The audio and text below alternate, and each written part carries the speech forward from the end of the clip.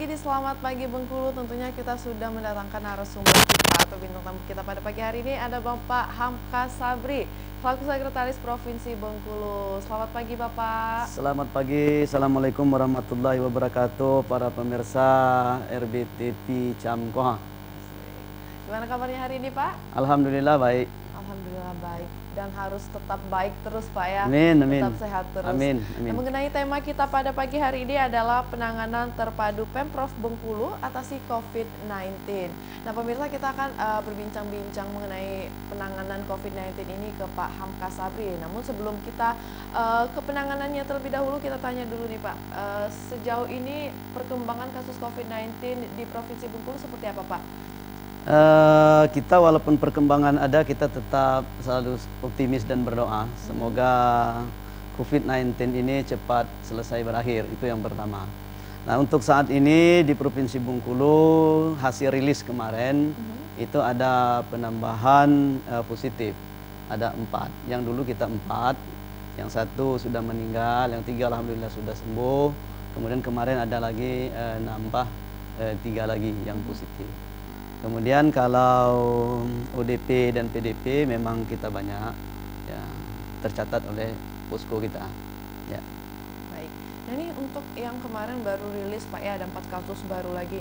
Ya. Itu langsung ke Rumah Sakit M Yunus kah dirujuk atau seperti apa pasiennya sekarang Pak?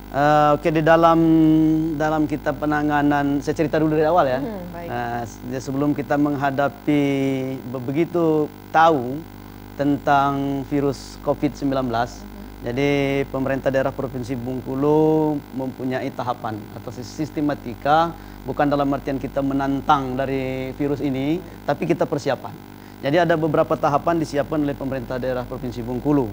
Yang pertama itu tahap persiapan sendiri, kemudian ada tahap kebijakan strategis yang dilakukan oleh pemerintah daerah, kemudian ada tahap pencegahan yang dilakukan oleh pemerintah daerah, lalu kemudian tahapan upaya penanganan seandainya terjadi kasus pada waktu itu. Itu kan belum ada kasusnya, tapi sudah kita lakukan tahapan-tahap, sudah kita susun sedemikian rupa, sudah kita rancang. Lalu kemudian akibat dari virus COVID-19 ini, pasti ini akan berdampak kepada perekonomian rakyat. Ini juga sudah kita cadangkan untuk mengantisipasi seandainya nanti terjadi gejolak atau kejadian di Bengkulu. Walaupun pada saat ini sudah masuki, kita sudah zona merah, karena kita sudah ada yang positif. Nah, ini yang dipersiapkan oleh Provinsi Bengkulu. Jadi banyak sekali Pak ya persiapannya memang. Iya. Sebelum ada kasus pun sudah ada dipersiapkan. Sudah kita persiapkan. Untuk pencegahan sendiri yang dilakukan Pemprov Bengkulu Pak dari awal Februari kemarin sebelum kita dinyatakan red zone, itu pencegahan yang dilakukan pemerintah seperti apa Pak? Yang pertama, pencegahan yang dilakukan oleh pemerintah itu, Pak Gubernur pada waktu itu mengambil inisiatif di mana pada tahap persiapan dia merapatkan rapat koordinasi dengan forum koordinasi pimpinan daerah dan seluruh elemen tokoh masyarakat yang ada di Provinsi Bengkulu dalam rangka akan menghadapi virus corona ini. Lalu kemudian Gubernur juga melakukan rapat dengan seluruh bupati wali kota. Seluruh bupati wali kota melalui video conference pada waktu itu. Jadi untuk persiapan kita kalau virus corona ini sampai ke Bengkulu, walaupun ternyata pada saat ini memang nyatanya sampai. Nah lalu kemudian upaya pencegahannya, pertama rapat memutuskan bahwa seluruh pintu masuk Provinsi Bengkulu itu dibuat posko pemeriksaan kesehatan bagi warga yang ingin masuk Bengkulu. Kita punya 5 pintu masuk, yaitu pintu masuk selatan itu Lampung dengan Kaur, pintu masuk Sumatera Selatan dengan Kota Manak, Tanjung Sakti, kemudian pintu masuk ketiga Lintang dengan Kepayang, pintu masuk keempat yaitu Lubuk Linggau dengan Curup, Rejang Lebong, kemudian pintu masuk yang kelima itu ada di Sumatera Barat dengan Muko-Muko. Itu pencegahan awal. Lalu kemudian juga Pak Gubernur menginstruksikan agar kiranya kita melakukan sterilisasi di bandara, penerbangan. Kemudian juga di penyeberangan laut. Nah itu pencegahan pertama. Pencegahan pertama dilakukan. Bagi siapa yang masuk Bengkulu harus melakukan pemeriksaan kesehatan di posko-posko tersebut.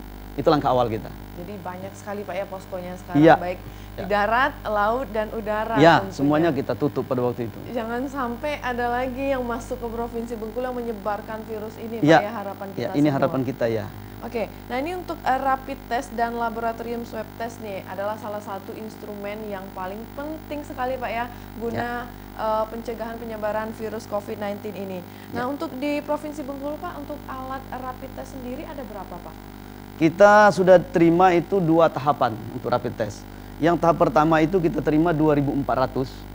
Nah, kemudian tahap kedua itu kita terima 4.800. Itu yang sudah kita terima. Nah, dari 7.200 ini sudah kita pakai 1.576 yang sudah terpakaikan. Baik. Nah, sementara stok kita untuk rapid test masih cukup.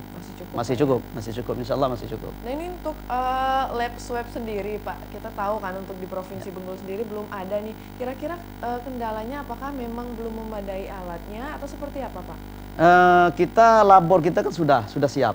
Sudah siap. Jauh sebelum ini kita beberapa tahun yang lalu kan pengadaan labor itu. Sekarang labor kita sudah siap, sudah ready sebenarnya. Baik. Cuman masih ada satu alat yang kurang dan ini sudah beberapa minggu kita pesan. Sekarang pembelian barang ini tidak segampang biasanya. Kalau biasanya kan cepat. Kalau sekarang prosesnya memang panjang. Dan juga kita minta dengan Kementerian Kesehatan. Kita tidak pengadaan barang dan lain-lain, kita tidak kemana-mana. Kita fokus untuk rekomendasi dari Kementerian Kesehatan. Coba khawatir nanti barang yang kita pesan atau kita butuhkan tidak cocok. Nah, ini sekarang sudah kita upayakan. Mudah-mudahan labor kita sesegera mungkin dapat beroperasional, jadi sehingga nanti kita tidak susah lagi tidak ke Palembang. Benar. Ya, jadi begitu dia ada indikasi positif kan sudah dapat kita ketahui. Ini betul sangat-sangat kita butuhkan. Dan masyarakat juga sangat menanti labor kita ini. Sebab dia ingin kepastian apakah dia ini positif atau negatif. Nah, ini sekali lagi kami sampaikan bukan tidak diusahakan, tapi ini sudah kita usahakan dalam beberapa minggu ini malahan untuk mengoperasionalkan labor kita ini. Kita berdoa saja semoga ini cepat dari Kemenkes. Baik, berarti kalau misalnya tadi kata Bapak ada satu alat nih yang kita pesan tapi belum sampai. Nah, apakah kalau misalnya alat itu sudah sampai kita udah siap langsung nih Pak lab kita? Insya Allah mudah-mudahan. Oke, berarti Insya Allah. tinggal satu lagi. Kira-kira untuk target waktunya kapan Pak? Kita berupaya secepat mungkin. Baru saja tadi pagi saya kasih tahu lagi dengan Direktur Rumah Sakit, itu sangat dibutuhkan oleh masyarakat. Karena masyarakat ingin kepastian dia ini. Seandainya meninggal, kalaupun dia meninggal ini dalam posisi dia positif atau bukan. Nah ini. Sebab kita kan ini bisa membuat situasi agak kurang nyaman lah kira-kira masyarakat kita kan. Dia sudah tahu dia tidak positif. Namun seyogyanya bagi yang sudah PDP, pasien dalam pengawasan, ini untuk antisipasi. Sebenarnya kita mengikuti standar protokol kesehatan pemakamannya. So kita siapa tahu namanya alat kan. Alat ini untuk memeriksa positif atau dia negatif. Kalau alat ini kurang pas misalnya ini, ya kalau dia sudah PDP barangkali lebih bagus kita memakai protokol kesehatan untuk jaga-jaga, Itu. Nah ini untuk hasil swab Pak, selama ini kan kita ke Palembang tuh untuk melihat hasil swabnya positif atau negatif, itu berapa hari sih Pak dibutuhkan untuk hasilnya sendiri? Kalau ini masih kurun waktu 3 harian. 3 hari? Iya. Baik. Kalau misalnya udah di Bengkulu, apakah memang sehari itu bisa langsung kita ketahui? Bisa. Oh bisa. Bisa. Hanya hitungan beberapa dia bisa diketahui. Kita sudah sampaikan dengan Pak Direktur, gimana Pak Dir, seandainya kita punya ini enggak terlalu lama. Kalau di Palembang kan antrinya panjang. Benar, jadi ya apalagi di Jakarta. Kita ngirim saja itu belum tentu keluar 3 hari. Jadi karena mereka juga mempunyai provinsi sendiri Pak ya. Iya, mempunyai yang sendiri. Masyarakatnya terlebih dahulu, baru masyarakat tetangga nih. Betul. Nah, ini untuk penanganan para ODP atau PDP serta pasien yang dinyatakan positif corona nih Pak, standar seperti apa sih yang diberikan oleh rumah sakit atau pemerintah Provinsi Bengkulu? Oke, jadi begini, kalau penanganan pasien kan, penanganan pasien ini sejauh sebelumnya dulu Pak Gubernur atau pemerintah telah mengeluarkan surat keputusan dengan menunjuk rumah sakit rujukan. Nah, Rumah sakit rujukan kita secara nasional ditetapkan ada 3. Yang pertama Rumah Sakit Dr. M. Yunus, Provinsi Bengkulu. Itu rumah sakit rujukan nasional, ditetapkan oleh SK Menteri Kesehatan. Lalu kemudian Rumah Sakit Bengkulu Selatan, Mana. Itu juga rujukan nasional. Lalu kemudian Rumah Sakit Arga Makmur. Nah, ketiga ini untuk fasilitasi yang telah disediakan oleh pemerintah untuk penanganan kasus COVID-19. Lalu kemudian melihat situasi perkembangan banyaknya ODP dan PDP, jadi gubernur menetapkan 5 fasilitas rumah sakit rujukan daerah. Yang pertama Rumah Sakit Rujukan Daerah Muko-Muko. Yang kedua Rumah Sakit Rujukan Daerah Rejang Lebong. Kemudian yang ketiga Rumah Sakit Rujukan Daerah Rumah Sakit Harapan dan Doa, Rumah Sakit Kota Bengkulu. Kemudian yang keempat DKT, kelima Bayangkara. Ini ditetapkan oleh SK Gubernur. Jadi ini merupakan tempat di mana kita melakukan isolasi seandainya terjadi pasien yang membutuhkan isolasi khusus. Nah, kalau memang dia dari ringan ke sedang, ya ini diarahkan untuk mengisolasi di rumah masing-masing. Itu yang kita siapkan. Ada penambahan Pak ya untuk rumah sakit? Ada penambahan untuk kita. Lewat dari SK Gubernur sendiri? Ya, sebab kita melihat juga rentang kendali. Rentang kendali dari Muko-Muko ke Bengkulu saja makan waktu berapa. Benar. Jadi ditetapkan dengan rumah sakit rujukan daerah. Oke, nah ini untuk kita ketahui sudah ada 1 pasien Pak yang sembuh nih dari COVID-19, kita lihat beritanya. Tapi masih ada 2 lagi yang masih dalam masa pemulihan. Nah ini apakah artinya menurut tanggapan Bapak kita tidak perlu khawatir oleh COVID-19 ini karena sudah ada memang yang sembuh nih Pak? Ya, begini, jadi kekhawatiran pasti ada. Tapi jangan terlalu kita takuti. Jangan terlalu takuti sehingga kita tidak bisa bergerak lagi kalau kita merasa takut. Jadi alhamdulillah syukur kita diberikan oleh Allah Subhanahu wa taala itu ada 2 kejadian ini. Kejadian yang pertama pasien 01 itu meninggal. Kemudian kejadian yang kedua pasien 02 alhamdulillah sembuh. Dan juga keluarganya mudah-mudahan insya Allah juga sembuh. Nah, jadi dalam artian kita diberikan sebuah peringatan tidak usah terlalu takut, tapi jangan kita anggap abai. Jangan kita anggap main-main, jangan kita anggap remeh ini. Nah, kalau kita anggap remeh sebab penyebarannya sangat gencar sekali, sangat cepat sekali penyebarannya. Jadi kalau kita ini menganggap remeh, berarti kita tidak sayang dengan keluarga, tidak sayang dengan masyarakat kita. Jadi kita harus hati-hati. Caranya ikuti petunjuk protokol pemerintah. Itu aja caranya. Tidak usah bikin cara-cara lain, tapi ikuti saja. Nah, jaga jarak. Kemudian jangan berkerumun, lalu kemudian kalau salaman cukup dengan jarak jauh saja, itu cukup dengan itu. Mengikuti protokol Pak protokol ya. Kita protokol boleh kesehatan. Khawatir tapi jangan terlalu berlebihan. Jangan terlalu. Kadang-kadang ada masyarakat yang terlalu jangan nanti corona. Iya, itu tapi, berlebihan. Benar, ada juga masyarakat yang malah lebih menyepelekan kasus ini. Jangan pemirsa, jangan sampai. Baiknya kita tetap mawas diri, tetap berjaga-jaga, tetap stay at home dan patuhi protokol dari pemerintah Pak ya. Baik. Itu yang kita harapkan dengan seluruh warga masyarakat Bengkulu. Sebab tidak ada jalan lain kalau kita lihat negara lain untuk memutus mata rantainya ini yaitu warga itu sendiri. Benar. Warga itu sendiri. Kalau warga itu bersikap sama, disiplin, sepakat untuk memutuskan mata rantai COVID ini, dia akan putus sendirinya. Sebab penularannya kan harus kontak kan. Kalau kita tinggal di rumah, teman tinggal di rumah, nggak bakal kontak dia. Virus ini ceritanya nggak bisa terbang-terbang ini. Harapan kita semua Pak ya. Amin. Agar masyarakat tidak ada lagi virus ini yang menempel tentunya ke tubuh kita. Nah ini kalau kita berbicara mengenai garda terdepan kita Pak, tim medis. Nah ini katanya sempat ada kekhawatiran bahwa alat perlindungan mereka ini kurang nih Pak. Nah ini tanggapan Bapak seperti apa? Untuk APD dari pertama atau awal-awalnya memang kita khawatir.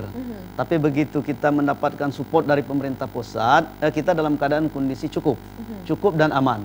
Lalu kemudian itu yang pertama, bantuan dari pemerintah pusat. Sekarang sudah kondisinya sudah stabil dan sudah diyakinkan bahwa itu cukup. Nah, lalu kemudian yang kedua, kita juga diberikan keleluasaan refocusing anggaran dan realokasi anggaran untuk membeli APD dan lain-lain. Jadi ini kita belum beli uang kita ini. Sekarang ini masih kiriman bantuan dari pemerintah pusat.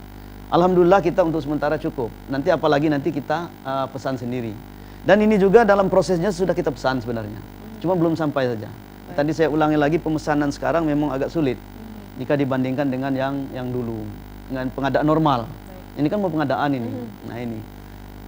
Berarti sudah memadai Pak ya? Insya Allah sudah memadai. Karena disupport juga ya, oleh pemerintah pusat. Ini jangan khawatir lagi untuk para tim medis. Pak Sekpro sudah bilang nih, sudah menjamin bahwa alat pelindungan dirinya sudah memadai. Tapi memang sekarang lagi dipesan Pak ya. Karena memang kalau kita lihat, kita memesan apapun secara online itu, aduh sekarang udah susah Pak ya. Karena virus ini pemirsa. Nah untuk tim medis sendiri Pak, apakah ada diberikan subsidi khusus Pak, karena mengingat tim medis ini adalah garda terdepan untuk pencegahan virus COVID-19 ini Pak? Ya, jadi untuk khusus tim medis kita yang garda terdepan kita, yang pertama dilakukan oleh pemerintah daerah, seluruh tim medis yang menangani pasien ini begitu dia habis menyelesaikan pasien kita fasilitasi, kita fasilitasi berupa tempat isolasi khusus. Kita siapkan ada 5 tempat isolasi khusus kita. Ada 4 ini yang aktif, yaitu asrama haji, kemudian BPSDM kita, kemudian LPMP, kemudian Bapalkes. Ini siap khusus, baik menangani pasien nantinya, dan sekarang ini sedang kita pakai BPSDM untuk mengisolasi petugas kita yang menangani pasien yang positif. Begitu dia selesai menangani pasien, kita karantina di sana, kita isolasi di sana.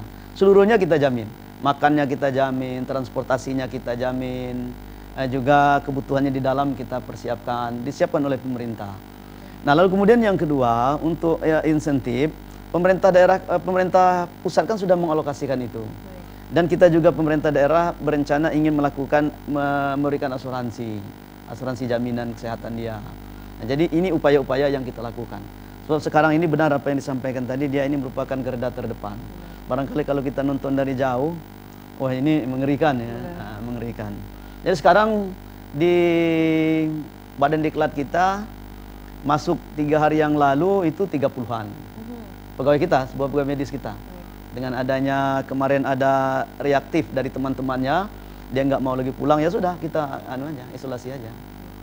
Isolasi, kita siapkan tempat makan dan fasilitas lainnya. Jadi untuk tim medis sudah disiapkan semua Pak? Sudah siap, kita siapkan. Makanan, asupan mereka sudah dijamin pemirsa. Ya. Nah ini untuk selain pencegahan dan pengobatan nih Pak, Pemprov Bengkulu juga bergerak memberikan subsidi bagi masyarakat yang terdampak, terutama masyarakat yang miskin nih. Nah ini bantuannya seperti apa aja Pak? Bisa diceritakan sama pemirsa di rumah? Kalau bantuan miskin selama ini kan itu oleh Menteri Kesehatan melalui PKH dan bantuan tunai kan itu.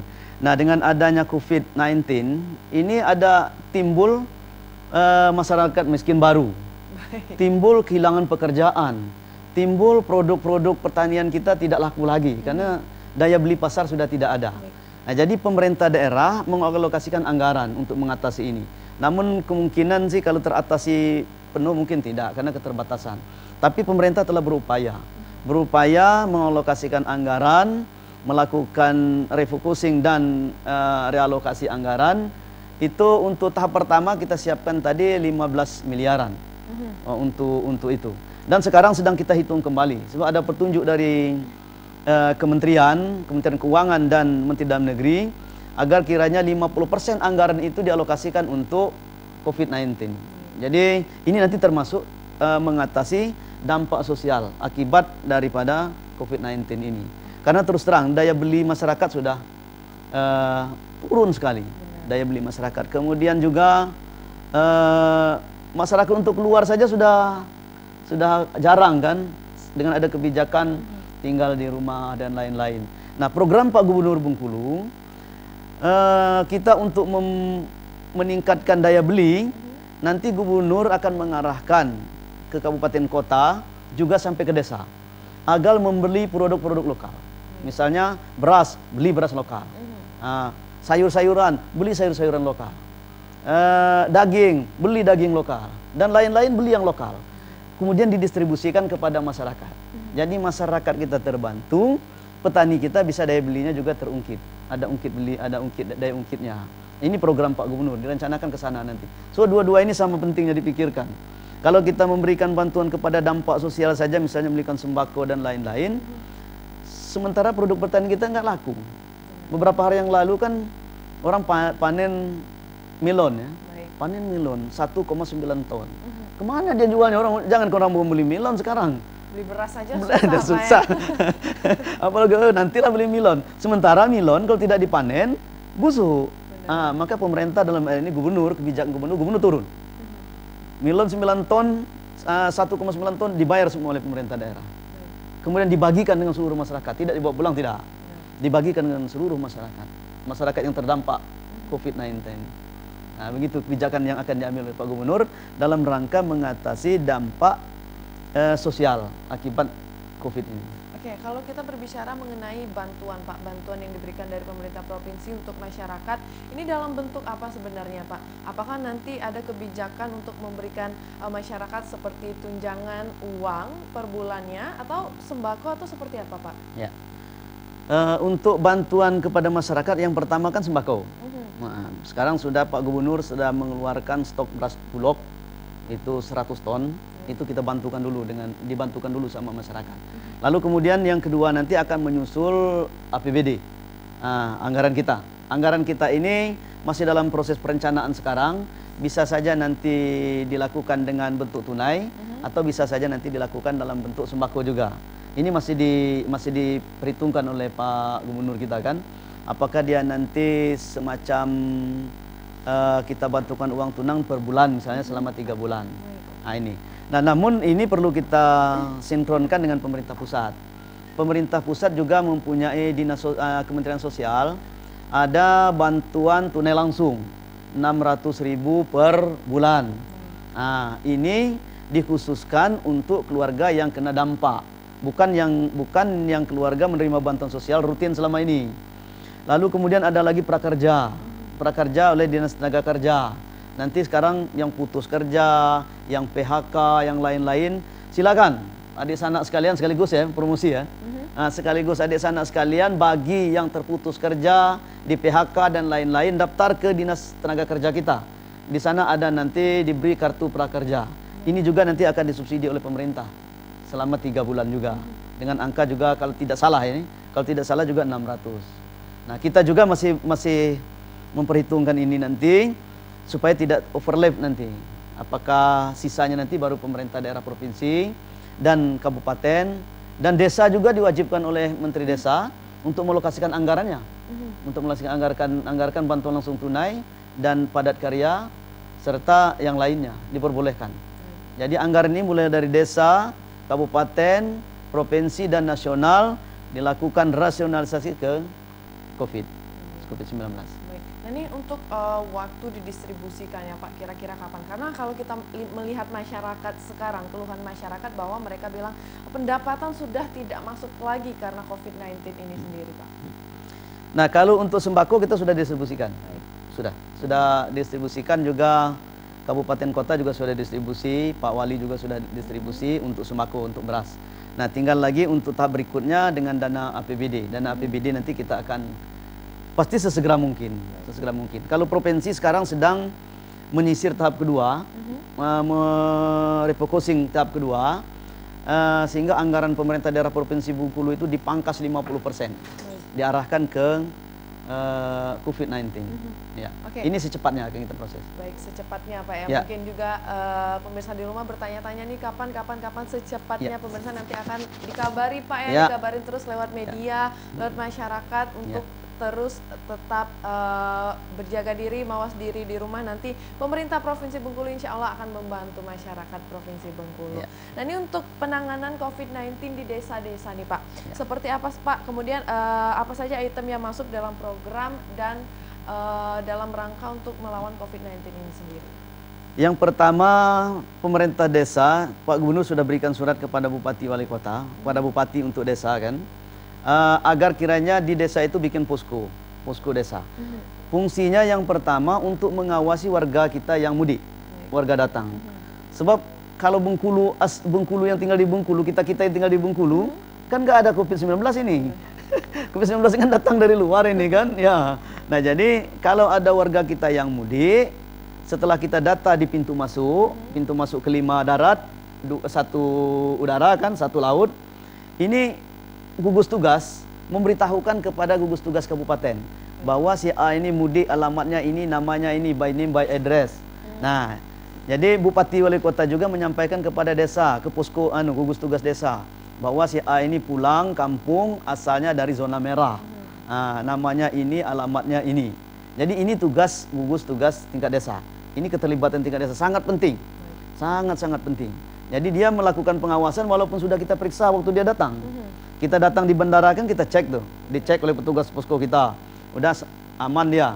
Jadi suhu panasnya di bawah, lalu kemudian gejala-gejala tidak ada. Tapi kan ada OTG ini, orang tanpa gejala. Nah, ini yang masalahnya. Rata-rata orang pulang kampung mudik ini kan orang kuat-kuat semua ini. Jadi dia pulang ke desa, lalu siapa yang ngawasnya? Itu kita tugaskan dari gugus tugas tingkat desa. Nah, lalu kemudian yang kedua, masalah anggaran. Anggaran ini kalau desa ini sudah mengalokasikan, kalau Pak Menteri Desa menyampaikan, anggaran desa itu 20-30% itu arahkan ke COVID-19. Jadi kalau sudah anggarannya kan dari 800 sampai 1 miliar nih. Nah, jadi kalau misalnya 30% dari 1 miliar kan sudah 300 juta. Penduduk ini rata-rata kan tidak terlalu banyak sekarang desa ini. Kan dikit desanya sekarang, tidak kayak dulu kan desa itu besar.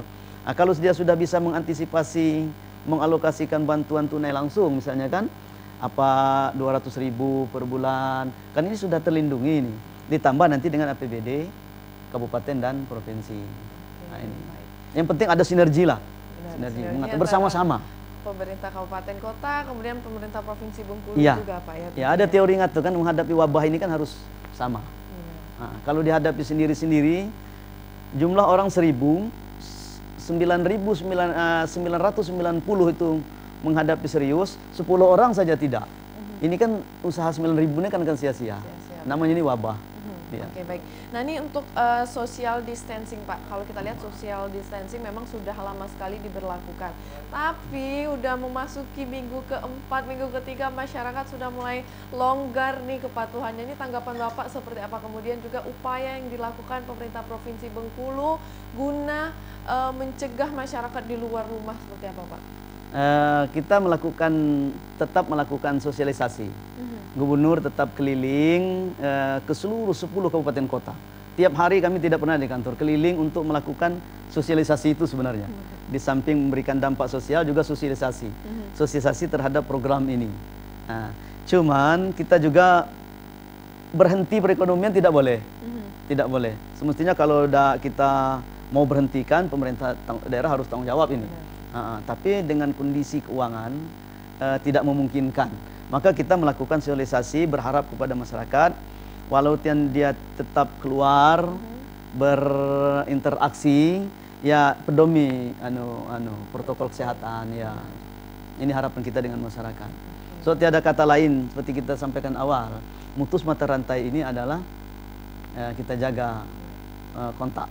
Kadang-kadang masyarakat tidak melihat wabah itu sangat menakutkan Pak ya. Keluar rumah mau nongkrongnya, apalagi anak-anak muda yang udah bosan di rumah, mereka keluyuran. Sekarang kalau saya lihat Pak, pantai itu mulai ramai di jalan.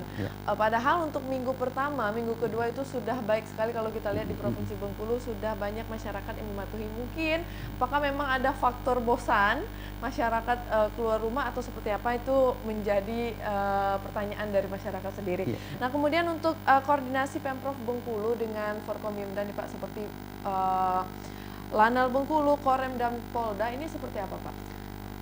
FKPD Provinsi Bengkulu bergerak bersamaan. Jadi termasuk mensosialisasikan terhadap keputusan pemerintah.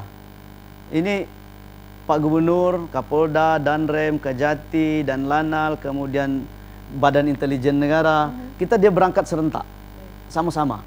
Jadi sekarang ini keliling ke kabupaten kota, di kota sudah, ke arah selatan sudah, ke arah timur sudah. Hari ini FKPD ini berangkat ke Bengkulu Tengah, jam 11 ini berangkat, kemudian Bengkulu Utara, dan Muko-Muko.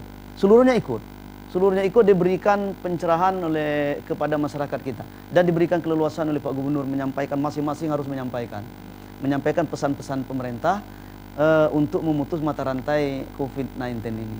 Oke, jadi Ya. Forkopimda ini terjun langsung, Terjun Pak, ya? langsung Bersama dengan Gubernur ya. Bengkulu. Dia juga bergilir. Kemarin diberangkatkan lewat Kapolda. Baik. Nah, hari ini berangkat lewat gedung daerah. Nah, jadi sangat kompak sekali kalau FKPD ini dalam mengantisipasi dan penanganan terhadap COVID-19 ini. Oke, baik. Nah, ini kalau kita berbicara mengenai COVID-19, Pak, mungkin ada kemungkinan atau khawatiran masyarakat bahwa COVID-19 ini akan berlangsung sampai bulan Juni nih, Pak. Nah, pertanyaannya adalah apakah pemerintah provinsi sudah siap dengan kemungkinan ini, Pak? Kita sudah siapkan, tapi kita berdoa supaya tidak terjadi. Benar. Ini tiada doa lain kecuali cepat berakhir kan. Barangkali tidak ada maknanya persiapan kita kalau memang ini meledak betul-betul ledakannya sangat dahsyat. Kita sangat keterbatasan. Walaupun persiapan kita tempat isolasi sudah kita siapkan. Kabupaten kota juga sudah menyiapkan tempat isolasi. Bukan kita aja. Provinsi ada 5 tempat isolasi plus rumah sakit rujukan. Juga kabupaten kota sudah mempersiapkan semuanya isolasinya. Dan APD juga sudah kita siapkan. Tapi semuanya itu tidak mempunyai arti lebih berarti kalau ini selesai kan. Nah, insyaallah kalau soal kesiapan kita sudah siap. Baik tenaga medis juga sudah siap. Namun kalau kita lihat jumlah dari penduduk kita, ya perbandingannya masih sangat minim kita. Ya. Kita berdoa semoga tidak ada pemirsa, ya. Semoga di bulan Ramadan sebentar lagi, Pak, ya. Amin. Virus corona ini cepat selesai, cepat usai, tidak ada lagi virus-virus yang datang di Indonesia. Amin, amin. Nah, ini untuk arahan dari Bapak Gubernur kita, Bapak Rohidin Mesha, seperti apa, Pak, terhadap kasus COVID-19 ini sendiri? Yang pertama arahan beliau memohon bantuan kepada pencegahan ini tidak akan dapat dilakukan oleh pemerintah saja. Tetapi pencegahan ini akan berakhir tatkala ini kita bersama-sama. Jadi beliau mengarahkan kepada seluruh masyarakat agar kiranya mematuhi protokol kesehatan. Juga dengan seluruh aparatur sipil negara mengikuti protokol kesehatan. Sekarang kebijakan yang diambil, kebijakan nasional dan daerah, agar pegawai kita, ASN kita bekerja di rumah saja. Sebenarnya ini tujuannya tidak lain dan tidak ada apa-apanya, hanya untuk memutus mata rantai COVID-19. Nah, jadi silakan, sekarang saja baru diperpanjang. Dan sekolah juga diliburkan untuk memutus mata rantai ini. Jadi harapan tidak ada lain, mari kita bersama-sama untuk mengikuti, mentaati protokol kesehatan. Itu salah satu. Tidak bisa kita berbuat apa-apa kecuali yang terakhir berdoa kepada Allah Subhanahu wa taala. Itu tadi arahan dari Gubernur kita, ya. Pak, ya, Bapak Gubernur Rohidin Mesha. Nah, ini mungkin terakhir dari Bapak sendiri pesan dan harapannya mengenai tema kita pada pagi hari ini, Pak, seperti apa? Saya sangat terkesan sekali pada hari ini karena bisa menyampaikan secara langsung melalui live RBTV ini. Semoga saja masyarakat kita dapat mendengar langkah-langkah yang dilakukan oleh pemerintah. Selama ini kadang-kadang kita ada miskomunikasinya. Jadi tidak semua masyarakat kita tahu bahwa pemerintah ini sudah bergerak. Langkah kita sudah ada tahapan-tahapan yang sudah kita lakukan. Masih ada kita dengar, kok pemerintah belum bergerak ya? Padahal kita kan sudah bergerak, sudah umpan tiap hari sebenarnya. Tiap hari kita, kalau gubernur kan 9 kabupaten kota, 9 kabupaten 1 kota wilayahnya. Jadi tiap hari umpan kita nggak pernah istirahat tiap hari. Terus menelusuri ke kabupaten kota.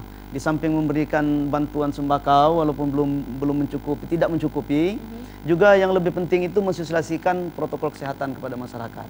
Mudah-mudahan dengan disampaikan langsung oleh Pak Gubernur, Pak Kapolda, Danrem, dan Lanal, Kabinda, ini masyarakat dapat memahami secepatnya. Ini tujuan kita sebenarnya. Ini harapan kita tidak lain agar kita sama-sama mematuhi protokol kesehatan. Itu tadi pesan dan harapan dari Sekretaris Provinsi Bengkulu, Bapak Hamka Sabri. Semoga pemirsa di rumah bisa menaati aturan atau protokol kesehatan yang sudah dicanangkan oleh pemerintah Provinsi Bengkulu. Oke, terima kasih Bapak ya, sudah sama-sama mampir ke sini, sudah memberikan arahan kepada masyarakat di Provinsi Bengkulu untuk tetap di rumah, tetap mawas diri tentunya. Oke pemirsa, tidak terasa sudah 45 menit kita menemani pagi pemirsa pada pagi hari ini. Saksikan terus Selamat Pagi Bengkulu dari hari Senin sampai Sabtu pukul 8 pagi. Saya Ami Prati pamit. Wassalamualaikum warahmatullahi wabarakatuh dan selamat pagi. Waalaikumsalam warahmatullahi wabarakatuh.